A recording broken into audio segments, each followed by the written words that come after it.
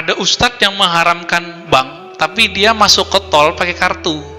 Kartunya punya Mandiri, punya BCA, punya BNI. Bener gak? Ya, berarti dia pakai hal yang diharamkan selama ini. Dan yang paling lucu, ketika dia bekerja, dia mengajar. Setelah dia mengajar dan bekerja, dia dapat gaji. Gajinya dari bank bukan?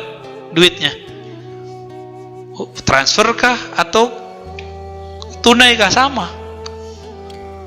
Konyol gak tuh? Nah, inilah kekonyolan fatwa mereka yang mengharamkan bank. Loh, Ustadz komen boleh-bolehin bank? Ya kita tanya balik, emang dalilnya mana yang mengharamkan bank? Ya, mana? Coba satu aja dalil yang mengharamkan bank di Quran. Ketemu gak? Kasih sini.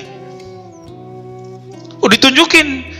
Ahallallahul bai'a wa harramar riba. Allah halalkan bai, transaksi, dan haramkan riba. Itu yang diharamkan riba, bukan bank. Oh, berarti dia salah paham. Dikira bank itu pasti riba. Dikira ayat itu berbicara bank. Dia lupa bahwa ketika saya mengatakan riba, di situ adalah bank. Itu namanya penafsiran atau ijtihad. Bisa salah nggak? Bisa salah nggak? Bisa. Bahkan wajib salah, Pak. Saya udah cerita sebelumnya bahwa ulama Darul Ifta di Mesir tahun 82-83 mengharamkan bank. Berarti produk bank haram semua. Kredit rumah haram, kredit mobil haram. Tuh, makan haram tuh kalian, ya. Gimana, Pak? Mau? Bapak jujur aja, pernah ngeredit rumah kan? Ngeredit mobil? Motor? Tuh, yang paling sederhana motor, Pak, ya. Padahal murah, ada duit tunai, nggak mau. Maunya tetap ngeredit. Tuh, nggak tahu tuh cara mikirnya gimana tuh. Apa yang masalah ini? Ternyata sebelum tahun 90, Syekh Tontowi dan beberapa syekh-syekh yang lain yang mereka mufti-mufti di Mesir itu membolehkan produk-produk bank. Ramailah di zaman itu. Terjadilah pergolakan.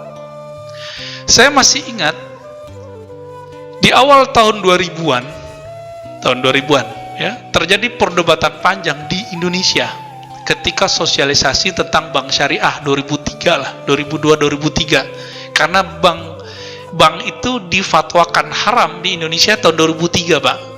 Telat nggak? Ini coba diingat-ingat nih.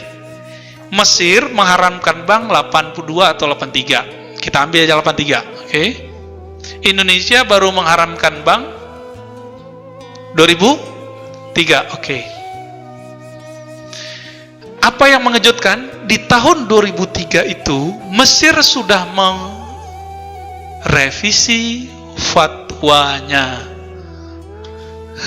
Kira-kira gimana, Pak? Apa yang direvisi? Yang tadinya bank baik konvensional ataupun syariah sama mereka. Yang tadinya dianggap haram sama dengan riba, itu dia dibatalkan, bahwa bank bukanlah riba. Mengagetkan nggak, Pak? Gimana? Ayo gimana? Cara memahami ini. Oh, berarti fatwa bisa berubah? Iya. Kenapa fatwa bisa berubah? Jika ijtihadnya berubah. Kenapa ijtihad bisa berubah? Jika perangkatnya, lalu kondisinya, kondisi sosialnya, persoalannya berubah, namanya mungkin bisa sama-sama. Dalilnya mungkin bertambah, berubah semua. Ternyata dulu pakai hadis dhaif mengharamkan bank. Kullu qardin, ya.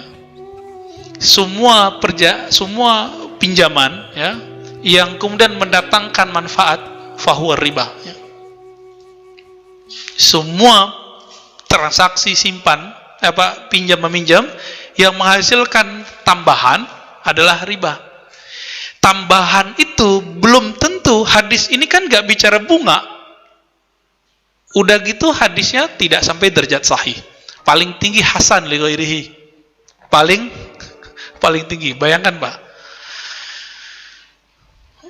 Terus saya menghalalkan riba. Enggak, saya nggak pernah menghalalkan riba. Saya mengatakan bahwa ulama Darul Ifta mengatakan riba beda dengan bank. Bank bukanlah riba. Gitu. Di Indonesia muncul 2003 bank, ada bank muamalat ya. Bank muamalat 2003 Pak ya? Ya. 2003 muncul bank muamalat. Terus apa? Hebatnya MUI Indonesia kemudian membuat produk namanya DSN, Dewan Syariah Nasional ya. Akhirnya diperjuangkan, masuklah ke lembaga keuangan terbesar di Indonesia. Ya. Masuk ke BI ya. Masuk ke OJK. Jadi udah diakui, kekuatan hukumnya diakui. Coba lihat, ini berubah loh fatwa. Kita telat nggak Pak? Mesir baru mengharamkannya 83, menghalalkannya 2003. Kita baru mengharamkannya. Telat kita. Ini bukan nyuruh Bapak minjam ke bank loh ya. Nggak ada maksud.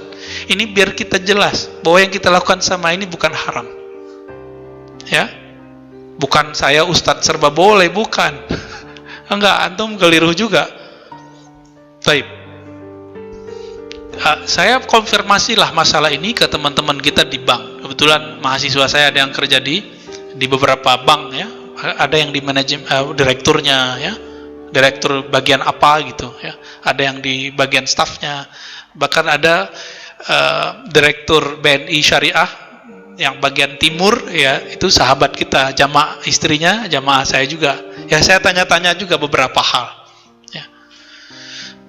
Dalam hal ini Bapak Saudara makan Allah, ijtihad bisa berubah, fatwa bisa berubah. Kenapa? Karena beda zaman, beda masa, beda dalil yang diperoleh, beda pandangan yang didapat. Gitu. Terus apalagi nih? Di kalangan Salafi yang mending nambah haram, riba. Siapa yang makan bunga bank, riba. Siapa yang ngredit semacam riba. Ya kita sih nggak ngelarang, cuma jangan ngelarang kita. Kita punya fatwa sendiri soalnya, ya. Kita punya ulama yang membolehkannya. Gitu. Jadi kita hormati fatwa mereka, nggak masalah. Silakan antum haramkan bank, antum haramkan GoPay, haramkan saja OVO, haramkan saja Bitcoin, haramkan saja semua uang-uang elektronik, ya. Tapi jangan larang kita punya fatwa sendiri. Loh, kenapa begitu? Halalkan jelas, haramkan jelas. Itu yang tertulis di Quran dan Sunnah. Yang tidak tertulis di Quran dan Sunnah, maka tidak disebut jelas. Ini yang disebut bainahuma umurun mushtabihat. Antara halal haram ada yang mushtabihat. La ya'lamuhunna katsirun minan nas. Tidak diketahui hukumnya oleh kebanyakan manusia.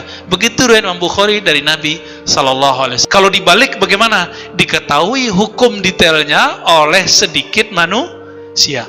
Maka selevel Darul Ifta itu revisi Pak. Mereka merujuk fatwanya. Masa kita masih jalan di tempat? Nah, kita jalan di tempat.